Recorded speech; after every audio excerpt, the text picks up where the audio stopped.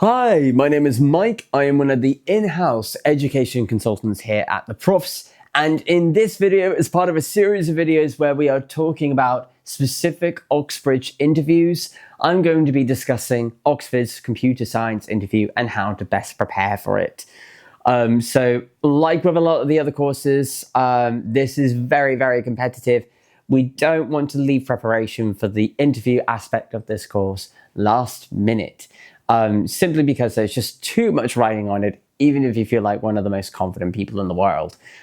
So if you like what you hear or what you see in this video, feel free to like and subscribe. Or if you have any further questions on anything I haven't been able to address in the time I've got, feel free to leave a comment in the comment section.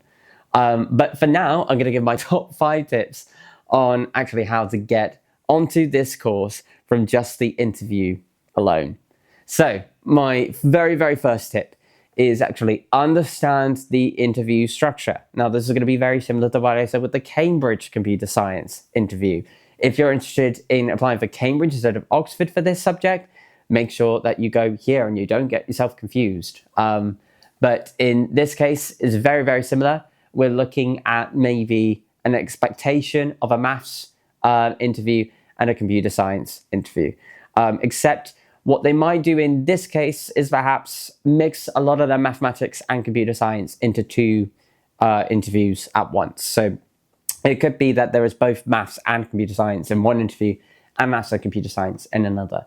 The reason why I state that is because mathematics and computer science is a very common combination that is offered by the University of Oxford as part of their MAT. So I think just to help admissions tutors actually just run interviews a little bit more effectively, I think they're not going to be changing their overall sort of strategy in terms of conducting these interviews for people who just want to do straight computer science. And in that regard, even the computer science course itself is incredibly quantitative. So I think they are going to be regularly testing for mathematics and computer science across both interviews. But in terms of exactly how they will run, will differ depending on the college, will differ depending on the person conducting the interview, and will differ as well depending on whether you're going for a particular college that you've chosen or whether you've gone for any college. So there's a lot of other factors that not completely change, but can affect the way that the interviews are conducted and on what topics. But I think at this early stage, it's good that you have done some maths and computer science preparation at the same time, just because of how quantitative it is. Moving on to tip number 2, we get a little bit deeper.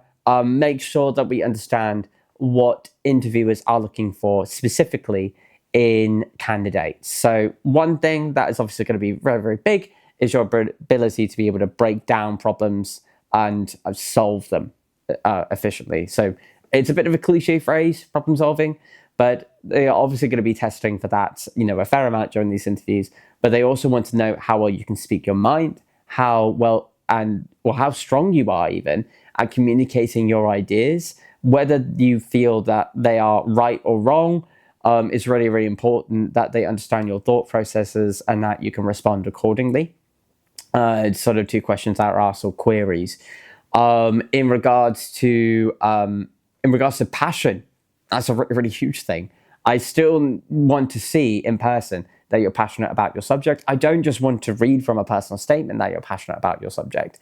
If you've written in your personal statement, you absolutely love computer science and you're very interested in these particular topics, then I would be tempted as a tutor maybe to ask you about it. It may not happen, but you should be prepared nonetheless to be able to defend or support your interests or passions that you've already sort of exemplified in the middle of your personal statement. And I want to be able to see physically what that looks like with you. I want to maybe see a little bit of a sparkle in your eyes when you are talking about why you appreciate sort of the nature of sorting algorithms and efforts and ways that you can sort of improve on said algorithms to make them more optimal. There is something about that interpersonal relationship and that human experience that cannot be replicated just on paper, hence why the interview is so important in understanding who you are as a person. And then one final point that I want to, or sub point that I want to give around maybe this point in particular, in terms of what else they could be looking for. They're looking for someone who has maybe a maturity in the subject, like someone who has maybe a little bit more than an A-level understanding of what computer science actually is. So I think I've mentioned this to a lot of my clients, like in the past, or a lot of my students. It's really, really good that I get an understanding of this idea that you know what your subject, how it's viewed, maybe at an undergraduate level. And you get into maybe some nuances, or maybe like down to the philosophy of why the particular subject that you're applying for is something you actually want to study at university, because it is a big commitment to study maybe one subject at university for 3 years. They need to know that you're going to be happy with that, let alone studying in an environment that is fairly rigorous, where you're going to be expected to attend multiple different tutorials, which is a fundamental sort of part of the structure of this course, which is actually what makes it quite unique in comparison to other computer science courses in the country.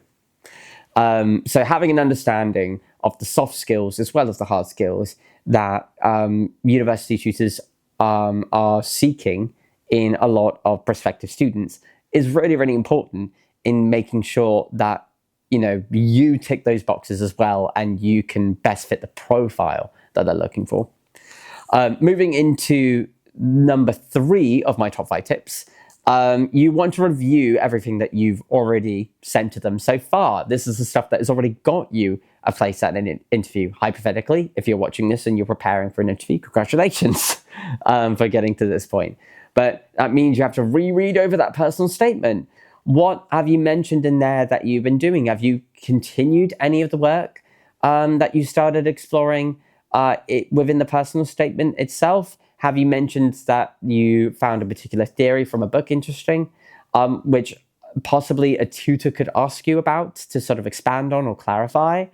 So you need to be able to be in a position where you can maybe expand on any of the points you made in your personal statement, which you haven't been able to expand upon otherwise, just because of the limited 4,000 characters that you have to work towards within that personal statement, which can be limiting if you do actually just want to talk with someone about what you're interested in. This will also involve as well, if obviously expecting, well, maybe you've taken like the MAT as well. And it's really, really important, if you have done that already, that you continue to cover like similar levels of questions from other past papers and other types of admissions tests too. And that's not necessarily prepared to take another paper, but like with a lot of subjects, some universities might want to, already present a list of questions where you essentially do what you think are the easiest ones, and then they either ask you about the questions that you've done, or they purposely choose the questions you haven't done. And I think just to extend on that problem-solving abilities, just looking at a lot of past papers is going to be very, very useful. The ones I'd recommend for this course, obviously MAT, step papers are really, really good, but just be careful about sort of how far you go with those. Step 2, step 3 are the only papers that are sort of available, for current years. There used to be a step 1 paper that is a bit more approachable, which you would only need to take if you had, were studying A-level mathematics, or had studied A-level mathematics and not necessarily further mathematics. But I would assume if you're going for this course, you probably would have further mathematics too, in which case step 2 and step 3 might be more in your ballpark. I'd also recommend having a look at the CSAT, which I know that is Cambridge specific. That's not something that you would have to do with any college at Oxford, but the questions in tests like this are really, really good, actually, in not only testing your mathematical abilities, but your ability to construct algorithms, which is obviously a really, really critical aspect of being a strong computer scientist. How well can we compartmentalize problems and then sort of use that to construct, I think, stronger algorithms in order to be in a better position. The 4th point is a bit more of a general one. You want to keep up with your self-studying and you want to keep up with your reading. We've already touched on a little bit of this, but there are a couple, like one or two other sort of things that I can say in this just to expand on that. So first off, Oxford, like with any other university, are going to have a lot of videos, not only talking about specifically what the structure of an interview is and how that operates, which is useful in its own right, but obviously going into videos where they are talking about maybe, for instance, the derivation of Dijkstra's algorithm, or the proof of that, where maybe an A level of computer science will not cover it, is going to be very, very interesting. University lectures are going to be good to draw back on if you want to really, be within the creme de la creme of like interviewees, so to speak. But one particular sort of program that I do want to highlight, well, not a program, is Worcester College from the University of Oxford. They have an online workshop that literally talks about interview preparation. And I think if you're doing that specifically with the university of your choice, regardless of whether it's the college of your choice or not, if you've chosen one, then it's going to put you in best stead for actually getting ready for that particular university. That is taking place this year, as of the making of this video, on the 17th of November. And it is free, but there are limited spaces. So you want to make sure you are investigating this right now. And you want to make sure that you save a place. So look out for university schemes like this, where you can maybe like virtually attend workshops, or you can hear directly from tutors specifically what is required to be really, really effective in a tutorial at Oxford. With that, I'm going to move on to my final point, and this is such an important one, and I can definitely attest that it makes a world of difference in somebody's general performance for an interview. Seek the help of an admissions tutor like myself. This isn't my first rodeo with actually helping people. I've helped several people over the last few years get onto lots of different university courses like Oxford and Cambridge. I'm not the only one. There are thousands of tutors in this company that have varying different specialties, including computer science. All of us having master's degrees, some of us even having PhDs, and some of us even, just to be even a little bit more niche, have lecturers that are still working at prestigious universities like Oxford that might be able to help you in your preparation. So if you feel that you are in that position, then please make sure to reach out to us because we'll be more than happy to help you. So I'm sad to say we've come to the end of this video. I hope you enjoyed it. If you did, please make sure to like and subscribe in order to hear the latest information about university applications as well as tutoring services. If you have any questions yourself or any opinions about how some of these things are working, make sure to leave a comment in the comment section, or even share it with a friend or family member if you think they might be interested. But if you want to hear directly from us, have a look at the contact information on screen right now. And as always, best of luck with your application.